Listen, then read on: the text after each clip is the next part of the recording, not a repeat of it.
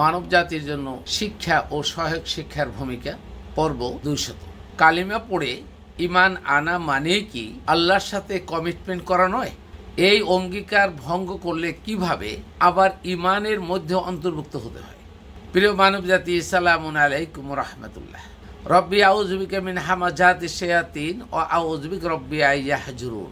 আমরা যে কালিমা পড়ে কালিমার অন্তর্নিহিত তথ্য অনুধাবন করে পূর্ণ বিশ্বাস করে আল্লাহর সাথে ঈমানের অঙ্গীকার করি, সেখানে মূলত দুটো বিষয় অঙ্গীকার করি। এক, লা ইলাহা ইল্লাল্লাহ। প্রচলিত অর্থে আমরা জানি আল্লাহ ছাড়া কোনো ইলা নেই বা মাবুদ নেই, কিন্তু প্রকৃত অর্থ হতে হবে আল্লাহ ছাড়া কোনো ইলা অর্থাৎ উপাসনা করা, আইনদাতা, বিধানদাতা, জন্মদাতা, মৃত্যুদাতা সহ দাসত্ব করার উপযোগী অন্য কোনো সত্তা নেই। এইটা মুখে শুধু বলা না, মনের থেকে অন্তর্নিহিতভাবে অনুধাবন করতে হবে, রিয়ালাইজ করতে হবে। এবার দেখুন, আমরা যখন কালিমা পড়ব তখন অবশ্যই আমাদের মনে দৃঢ়ভাবে অনুধাবন করতে হবে যে আমরা এই কালিমার সাথে সাথে আল্লাহর সাথে অঙ্গীকার করছি কয়েকটা বিষয়ে। আর সেই বিষয়গুলো জানতে হলে আল্লাহ কালিমা তাইয়্যিবা এ মানব জাতির জন্য কিভাবে একটি উত্তম গাছের সাথে তুলনা করলেন তা দেখে আসি। সূরা ইব্রাহিম আয়াত নং 24। আলাম তারা কাইফা জারাবাল্লাহু মাসালান কালিমাতান তাইয়্যিবাতান কাশজারাতিত তাইয়্যিবা আসলুহা সাবিতুন ওয়া ফারউহা ফিস সামাই। অনুবাদ: তুমি কি দেখোনি আল্লাহ কিভাবে বিভিন্ন বিষয়ে উদাহরণ স্থাপন করেছেন? কালিমা তাইয়্যিবা হলো একটি উত্তম গাছ, যার মূল সুদৃঢ় এবং শাখা প্রশাখা আকাশে বিস্তৃত। বিশ্লেষণ করি একটু। এভাবে আল্লাহর পক্ষ থেকে আসা অর্থাৎ কোরআনের মাধ্যমে আল্লাহ নাজিলকৃত বিভিন্ন উদাহরণ আল্লাহর পক্ষ থেকে আসা সত্য।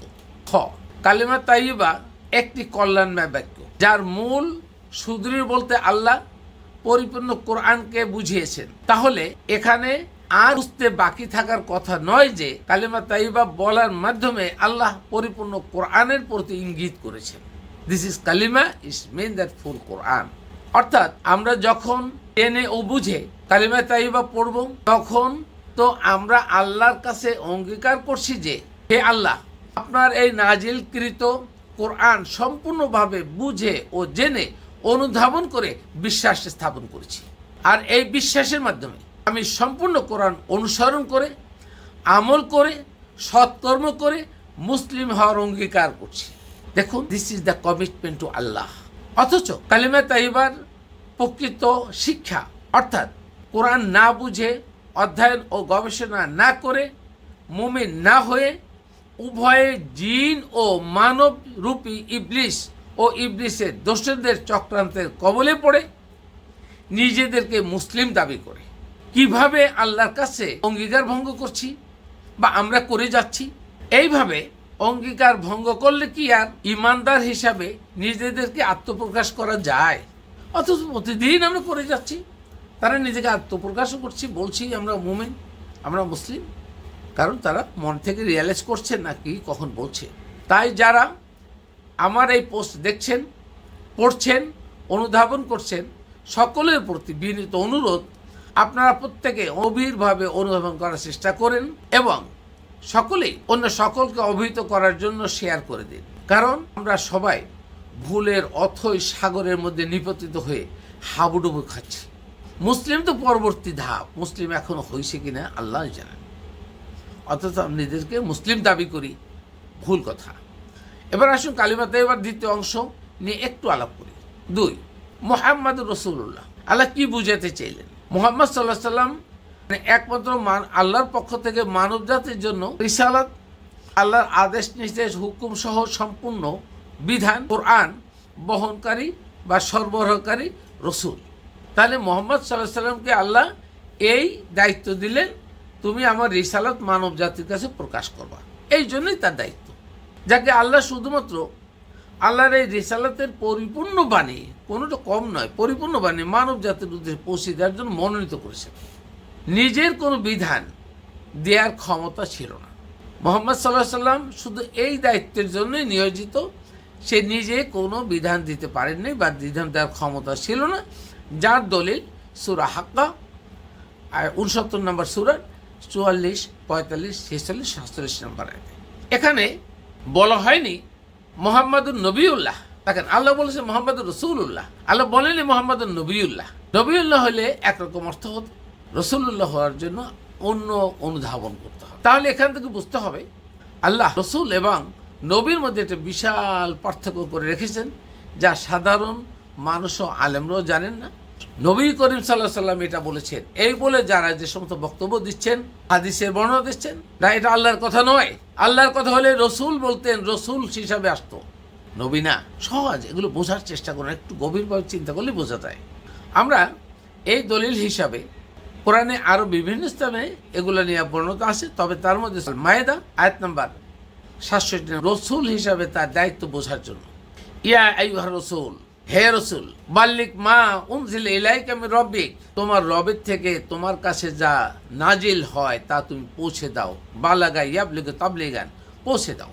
ওয়া ইল্লাম তাফাল, আর যদি তুমি এটা না করো, ফামা বাল্লাগতা রিসালাতাহু, তাহলে তুমি তার রিসালাত অর্থাৎ আল্লাহর রিসালাত তুমি পৌঁছাইলে না। জেনে রাখো, একটা অ্যালার্মিং দিলেন আল্লাহ তাআলা, জেনে রাখো তুমি কিন্তু আল্লাহর রিসালাত পৌঁছাইলে না।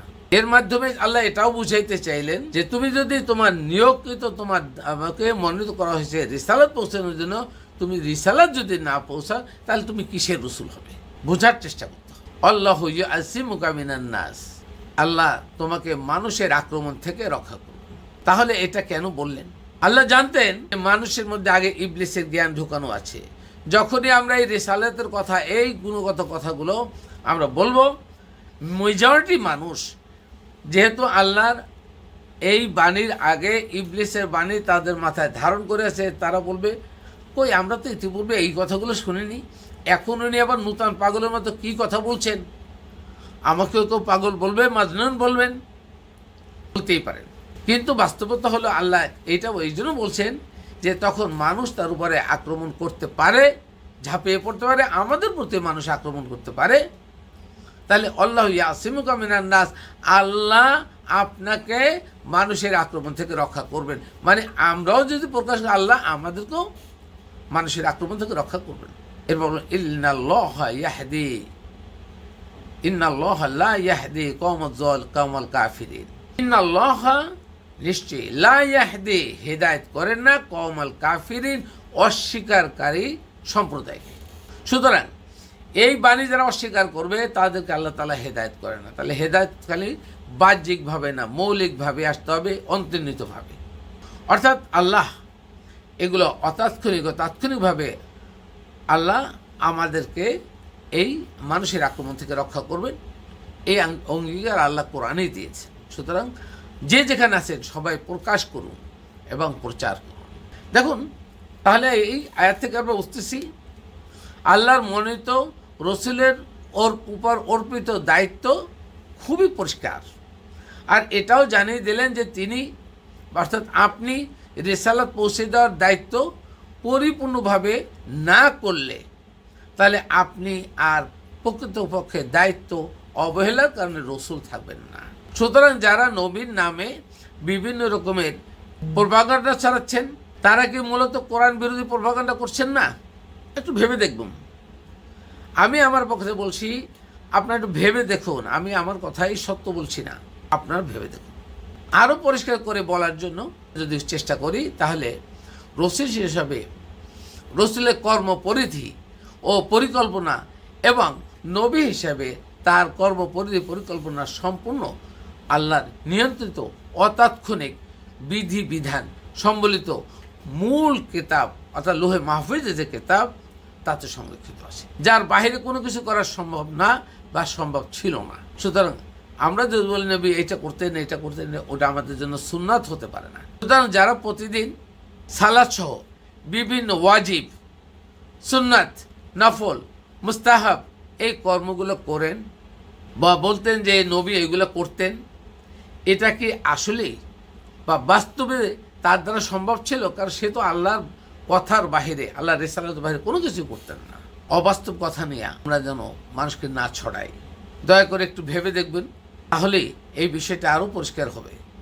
সুতরাং আমরা যদি কালিমায়ে তাইয়্যিবার অন্তর্নিহিত তথ্য সম্বলিত কোরআনের কোনো আদেশ নিষেধ অমান্য করি, তাহলে তখন থেকে আমরা মুমিন থেকে খারিজ হয়ে যাব। অর্থাৎ কোরআনের কোনো আদেশ যদি, নিষেধ যদি আমরা অমান্য করি, তাহলে মুমিন থেকে খারিজ হয়ে যাব। আপনার পুনরায় তওবা করে মুমিন হতে হবে। তারপরে আবার যদি again and again if anyone do the same thing, then তার তওবাও কবুল হবে না, সে আর মুমিন হবে না। আল্লাহ তাকে ইবলিসের দায়িত্বে ফেলে দেবেন, অর্থাৎ ইবলিস তার অভিভাবক হবেন, আল্লাহ তার অভিভাবকদের দায়িত্ব নেবে না। আমাদের পুনরায় এই তওবা না করতে পারলে, আজ তওবা যদি আল্লাহ না কবুল না করেন, এবং যথার্থ সময়ের মধ্যে তওবা করতে হবে, সেই সময়ের মধ্যে তওবা না করলে তওবা গ্রহণ হবে না। অথবা এইটা যদি না হয়, তাহলে আমাদের কোনো দোয়া, ইবাদত, ফরিয়াদ কোনো কিছু কবুল হবে না। যদি আপনি মোমেনই না থাকেন, তাহলে দোয়া ফরিয়াদ কি, সালাত কিসের? সব জায়গায় তো আল্লাহ বলছে ইয়া আল্লাযিনা আমানু, ইয়া আল্লাযিনা আমানু, হে ইমানদার করো। তা আপনি যদি ইমানদার নাই হন, তাহলে এই বাণীগুলো আপনার জন্য কার্যকরী না। সবাইকে গভীরভাবে বোঝা, অনুধাবন করার জন্য আহ্বান করছি। Ahmed Zafar, research on Islam.